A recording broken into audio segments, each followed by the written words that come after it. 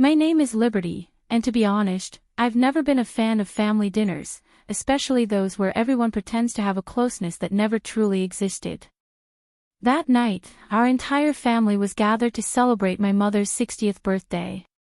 There were candles, soft jazz, linen napkins folded into swans, and, of course, my sister Miriam, already commanding the spotlight, with her signature pearl necklace and that smug smile she reserves for occasions where she can remind everyone she still lives close to our parents, not on some distant, secret base, like me. I was seated at the farthest end of the long table, next to an empty chair that was never filled. Miriam raised her glass, and loud enough for everyone to hear, she declared, "Well, at least Liberty showed up this time." I was starting to think she only existed on postcards. Laughter echoed, even from cousins who barely knew me enough to be in on the joke. I smiled, because I knew something no one else at that table did. Right after dessert, someone would walk through that door, and the way they looked at me, the way they addressed me, would change everything. I let Miriam enjoy her joke. I didn't need to interrupt her story. I'd learned, over the years, that when someone's about to fall flat on their face, you don't stop them. You step aside and let gravity do the work. Miriam always got the bigger piece of cake. And I'm not speaking metaphorically. For my 7th birthday, Mom cut the vanilla cake with pink rosettes and handed Miriam a corner slice, the kind with extra frosting and a mountain of sugar. Mine was a flat, undecorated middle piece. I remember looking at both plates and thinking, oh, so that's how this works. We grew up, and Miriam was the medal collector, the recital star, the owner of the report cards taped to the fridge. I was quieter, always with my nose in a book, sketching planes in the margins of my notebooks, reading about aviation while Miriam learned to apply eyeliner. She went to prom with the quarterback, and went to the hangar near town and offered to help clean old crop dusters, just to be near something that flew. Not that I didn't have accomplishments. I graduated early, entered officer training corps, got my pilot's license before I could even legally drink. But no one in my family saw any of it as something to celebrate.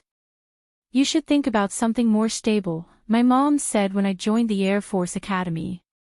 Flying planes isn't exactly a girl's thing, my dad mumbled, without looking up from his newspaper. Miriam, on the other hand, married a local real estate agent at 22, had her first child at 24, and moved into a freshly painted colonial house 2 blocks from our parents. She hosted 4th of July barbecues and baby showers, posted family photos in coordinated outfits with captions like, "Grateful for my tribe," and was always the first to comment on her own posts. I'd come home for Christmas every few years, when I could. Mostly, I was overseas, sometimes on deployment, sometimes training cadets in remote deserts where the heat rose through your boots and stayed in your bones. Last time, I brought home a framed photo of myself in front of a jet, shaking hands with a female general. I gave it to my mom. She smiled, said, "That's nice," and within 10 minutes, the picture had disappeared somewhere under a pile of junk mail. No one ever asked about what I did or what it meant. I learned to stop offering information. At dinner, Miriam would fill the silence with anecdotes about bake sales and PTA dramas, and I'd just nod, sip my water, and dissolve into the scenery. There was one moment I remember like a seismic crack, Thanksgiving, 5 years ago. I was home on a brief break between missions, wearing my uniform because I hadn't had time to change before my flight. Miriam looked me up and down and said, "You know, Liberty, that thing makes you stiff. Do you want to intimidate people or just want them to think you do?" I just replied, "It's called command presence." She laughed as if I'd told a joke. What no one saw, what they never bothered to ask about, was how much I'd sacrificed to get there, the nights in foreign barracks, the pressure of flight simulations that judged you in milliseconds, the weight of making split-second decisions with lives in your hands. I carried it all without complaint, because I wasn't doing it for recognition. But I'd be lying if I said I never wanted them to notice, not even once. So, when the invitation to Mom's birthday arrived, formal dress code, private dining room, RSVP required. I said yes. Not because I wanted to be part of the celebration, but because something had shifted. A quiet click, like when the cockpit door closes. I wasn't coming home, I was coming to close a chapter. The first time someone saluted me, I almost turned around, thinking it was for someone else. It was during officer training, and I had just been promoted to captain. The airman stood at attention, eyes fixed, hand firm to his forehead. I nodded back, masking the disbelief that bloomed beneath my calm exterior. I'd spent my entire life being ignored. Suddenly, I was expected to be seen, to be followed. By the time I made lieutenant colonel, I'd grown used to the weight of it, not the pomp, not the titles, but the responsibility. I didn't command for ego. I led from the front, in flight exercises and in tough, closed-door conversations in briefing rooms. The pilots under me knew I wasn't the type to bark orders and disappear.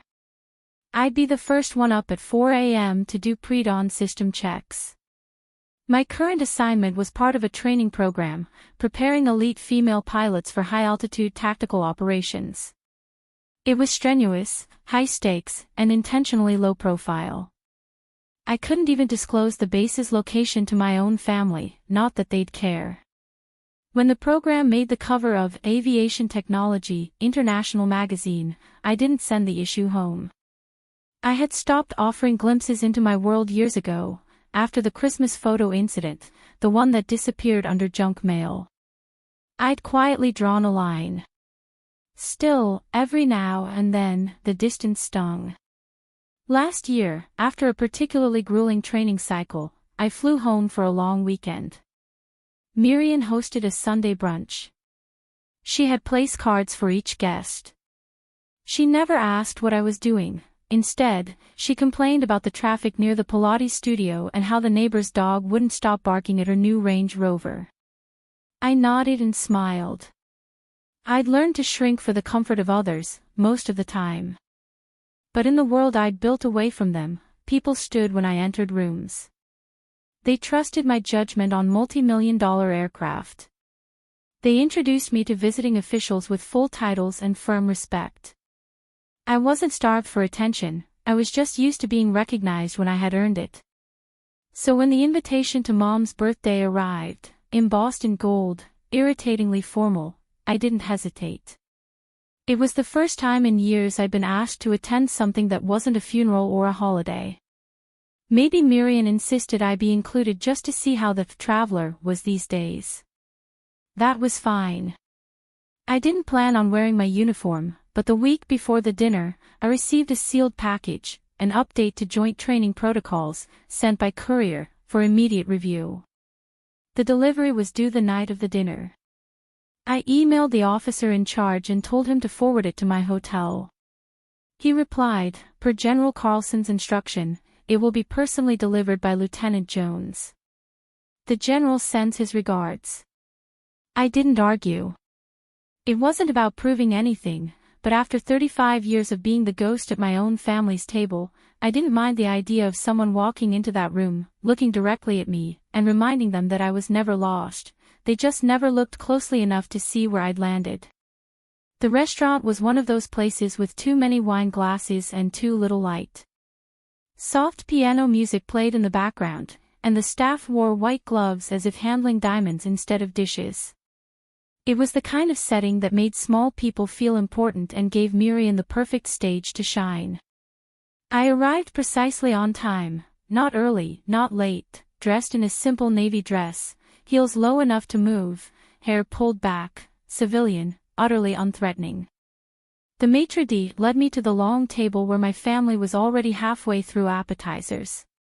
I received polite smiles from a few cousins, a nod from an uncle. My mom barely looked up. My dad said, "Oh, there she is," as if I'd just walked out of the parking lot. Miriam stood to hug me, kissed the air near my face, and whispered, "So glad you could fit us into your top-secret schedule." I smiled, "It's classified, but I'll make an exception." She laughed too loudly, turned to the table, and announced, "Liberty's back from wherever she's been saving the world." More laughter. I sat at the far end, next to a cousin's boyfriend who tried to ask what I did but gave up when I said aviation training without elaborating. Across the table, Miriam launched into a long story about her latest real estate listing and how exhausting it was to stage multi-million-dollar homes for people who couldn't fold towels. The wine flowed, and so did the comments. At one point, someone asked Miriam if she'd ever considered moving out of state. She smiled and said, "Why would I do that? Someone has to take care of mom and dad, not everyone can afford to disappear for years at a time." Another round of giggles, even my mom managed to smile at that one. I kept my hands in my lap and reminded myself that small talk was just noise, that these people didn't know the silence of a cockpit at 30,000 feet, the discipline of 3 a.m. briefings, or the weight of shouting, "Eject, eject, eject," with a steady voice. They didn't have to understand me, they just couldn't diminish me anymore. We were on to dessert, a 3-tiered cake monstrosity Miriam had ordered from a patisserie that used edible gold leaf. It was then that a waiter in a suit approached the table, leaned into the center, and said, "Miss Gonzalez, you have a visitor in the lobby. He requested you step out for a protocol delivery." The table went silent. Miriam raised an eyebrow. "Delivery? Are you expecting roses?" I stood up calmly. "No, just documents." As I walked across the dining room, my heels clicking on the marble, I could feel their eyes on my back. I passed the sommelier, the host, and turned the corner. There, near the entrance, stood Lieutenant Jones, full flight uniform, polished boots, stiff, respectful posture. He saw me, took one step forward, and, loud enough for his voice to carry into the dining room, snapped a salute, "Lieutenant Colonel Gonzalez, ma'am. Delivery secured. General Carlson sends his regards." Time didn't stop, but it stumbled. I heard silverware clink to a halt midair. A glass hit the table hard. I held the salute a second longer than necessary, then returned it with crisp precision. "Thank you, Lieutenant." "Dismissed." "Yes, ma'am." He handed me the sealed folder. I thanked him quietly, nodded, and turned, making sure to walk close enough to the dining room that they would see his back, still straight, still respectful, even as he waited for me to exit first. When I walked back into the room, Miriam's mouth was slightly open. My mother was staring at the folder as if it might explode. My father cleared his throat, then picked up his wine. I returned to my seat, placed the envelope in my purse, and took a small bite of the overpriced cake. "Sorry for the interruption," I said lightly. "Please, carry on." But no one carried on. The room had shifted, they just didn't know how to recover, and I didn't offer them an exit. Silence can stretch longer than sound. Back at the table, the air was so thick you could cut it with Miriam's cake knife. Forks were still suspended midair. My cousin's boyfriend, who had barely looked at me all night, was suddenly sitting straighter. My mother adjusted her scarf, though it wasn't slipping. My father picked up the wine bottle, noticed it was empty, and poured anyway. Miriam broke the silence first. "Well," she said, forcing a laugh, "that was dramatic. Who even salutes outside of movies anymore?" Her voice wavered at the end, as if even she wasn't sure it was a joke. I didn't reply. I didn't need to. The only people who bumble after a salute like that are those who don't know what it means, or those who do and feel their world tilts slightly because of it. The waiter brought fresh coffee, but no one touched it. My uncle asked if I was really a lieutenant colonel. He said it like someone trying out a new word in a foreign language. I nodded, polite but firm, "Yes, sir. I've been in service for 16 years. 16 years. That number hung in the air more than anything else I could have said. More than the years Miriam spent circling backyards with a realtor badge. More than the time I'd spent as a footnote in my own family. Miriam raised her napkin to blot her lipstick, but her hands trembled enough for me to see. I just didn't know, she mumbled, looking at me, not really. No one ever said anything. That's because you never asked, I replied gently. That hit harder than I expected, not because it was sharp, but because it was true. For years, she'd asked, "How are you?" in the same tone she'd ask about the weather, safe, distant, uninterested in the actual forecast. She didn't respond. She just lowered her eyes and rearranged her cutlery. My mother finally broke the silence. "Why didn't you tell us about any of this? The training programs, the officer work, we could have sent something." I tilted my head, "Like that time you sent flowers when I finished flight school." She blinked, confused. "We didn't." "No, Mom. You sent a Facebook message that said, 'Stay safe,' and then asked if I could Venmo Miriam for a stroller she liked." I didn't say it with venom, I said it like I was stating a fact, but the effect was the same. Her face paled slightly, her lips thinning into a fine line. Across the table, a cousin whispered something to her date. Another cousin awkwardly scrolled on her phone, pretending not to listen. No one reached for a second helping of dessert. Miriam leaned forward, elbows suddenly on the table, her voice sharp. "You make it sound like we purposely ignored you. You chose to disappear, Liberty. You chose this secret life. We had no idea what you were doing." "I didn't disappear," I said calmly, but firmly. "I just stopped chasing people who only saw me when I stood still." That hit something deeper. Perhaps a nerve she always knew was exposed. Perhaps a truth she couldn't edit for her version of the story. I stood, smoothing my dress. "I appreciate the invitation, but I have a debriefing at 6 a.m. tomorrow. I'll leave you to the rest of the celebration." My mother opened her mouth to protest, but nothing came out. As I gathered my things, Lieutenant Jones, still waiting by the entrance like a statue of precision, caught my eye. I gave a subtle nod.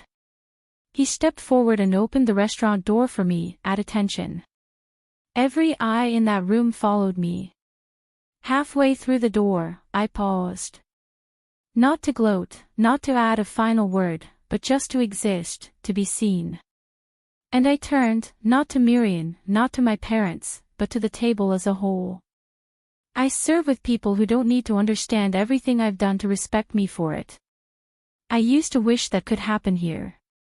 I stopped wishing. Miriam said nothing. She didn't need to. The room spoke for her. I walked out, my heels steady, the door closing behind me with a quiet click that felt more definitive than if it had slammed. The night air outside was colder than I remembered, clean and bracing. I stood on the sidewalk for a moment, watching Lieutenant Jones disappear into his vehicle.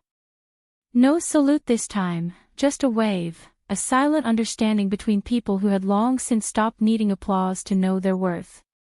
I slid into my rental car and drove away from the restaurant slowly, leaving behind the golden lights and heavy tablecloths.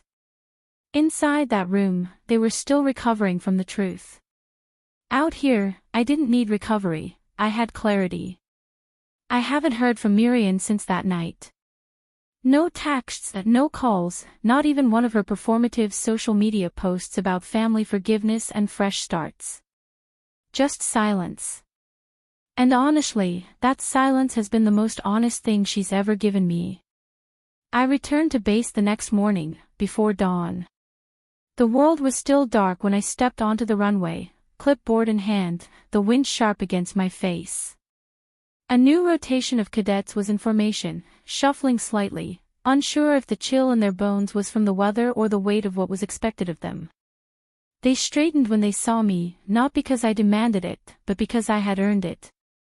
No one there cared how many cousins I had or how often I called my mother. No one asked me why I didn't bring a boyfriend to dinner or why I never posted vacation photos. They cared about my decisions in a storm, about how I kept a team together at 40,000 feet, about whether I was someone they could trust with their lives. I used to think I needed my family's approval to feel complete. I don't anymore. Some stories aren't meant to be understood by the people who watched us grow up. They're meant to be honored by those who saw what we became. Miriam will probably recount that night as a funny anecdote someday, about how her sister made a military scene and made everything awkward. Let her. I'm not here for her applause. I'm here for the sky, for the mission, and for the silence that finally feels like peace. Thank you for listening to Liberty's story. If you enjoyed this video, please like and share to support us in bringing more inspiring stories, and subscribe to the channel so you don't miss any new releases. See you in the next video.